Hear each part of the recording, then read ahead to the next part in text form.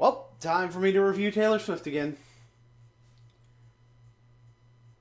What? I need the fedora.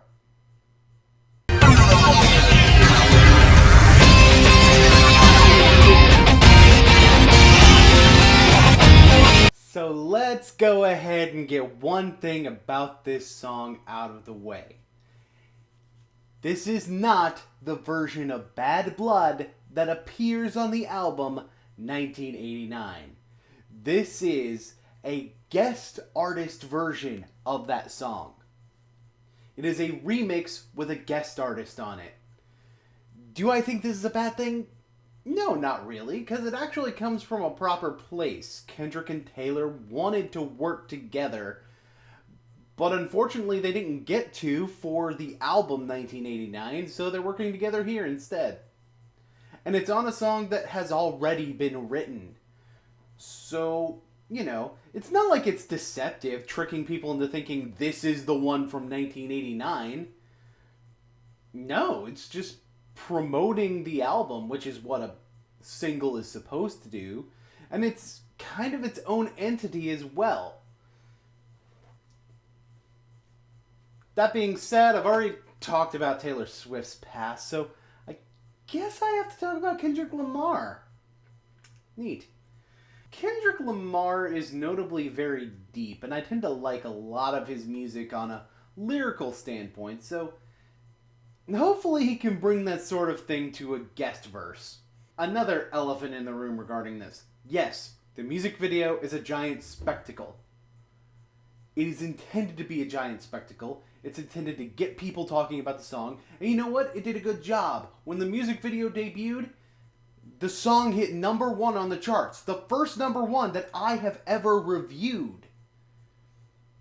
However, I'm not going to talk about the spectacle of the music video that much, as it's not that directly related. Although I will point out one thing. The music video, first of all, does open with an orchestral piece that uses the composition of the original song, which is good. It makes it a very good intro to the music video. And this isn't one of those sort of short films that has a whole bunch of spoken word segments. Nah, for the most part, they're just playing the song the entire time. Except for this part where, again, they're kind of still playing the song.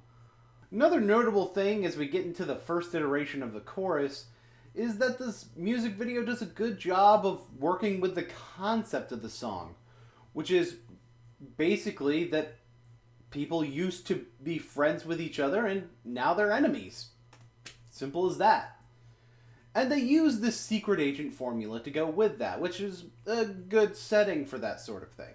Kendrick's first verse takes a little bit of a different route than the chorus. See, the chorus seems to be indicating how remorseful Taylor is of the other person causing the bad blood, whereas Kendrick's verse is kind of the opposite. He's kind of remorseful of his own involvement in creating that bad blood.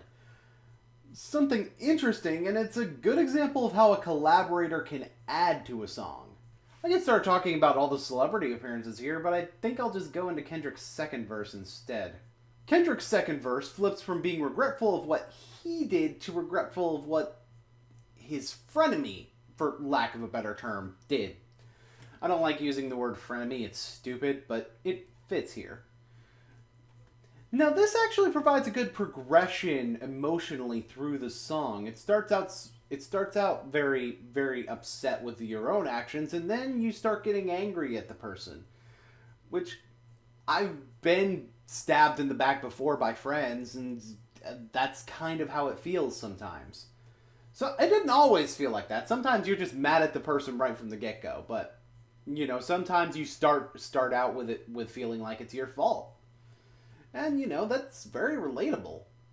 This final bridge really concludes the emotional tone of the song, kind of finding acceptance. It doesn't really matter whose fault it is.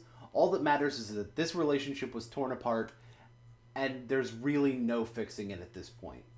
So best just to accept the fact that you two don't like each other anymore. It does a good job of kind of closing out the emotions of the song, leading into the chorus once more. This song is really good. The instrumental is a little bland, granted, but you know, it does kind of fit in with the subject matter decently enough.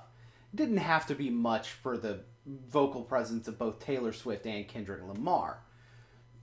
And those two actually did provide a good lyrical dichotomy in this song, so yeah, Taylor Swift is 2 for 2 and Kendrick Lamar is 1 for 1. Pretty good start for Kendrick and pretty good continuation for Taylor on my show. Nice.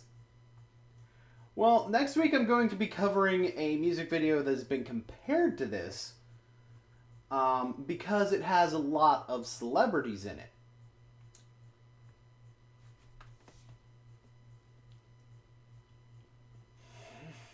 I think I need that hat for that one. Bitch! I'm Madonna!